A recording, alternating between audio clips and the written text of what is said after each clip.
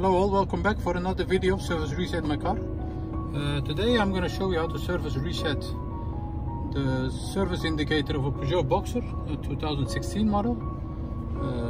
After an oil change, you get a flashing light on the dashboard. The oil indicator flashes, and you have to reset that if you want to let it disappear. Before we start, I want to mention our YouTube channel, Service Reset My Car.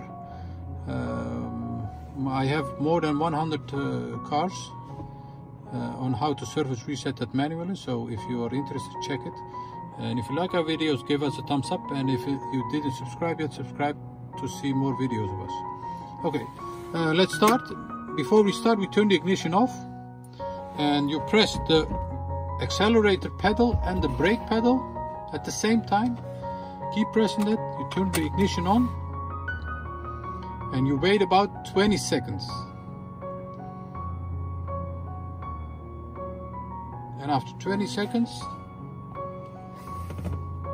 it says here oil change.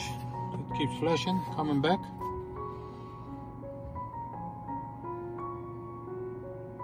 Yes, and when that's gone,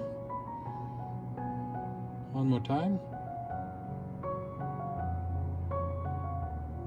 Yes, about 20 seconds takes that. When that's gone, you turn the ignition off, let go the pedals, and then you turn the ignition on, and you can start the car.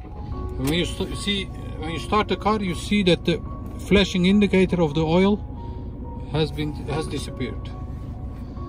Okay, that was it for this. Thank you for watching. If you like our videos, give us a thumbs up please, and subscribe if you didn't subscribe yet. And see you next time with another video on another day. Thank you, bye bye.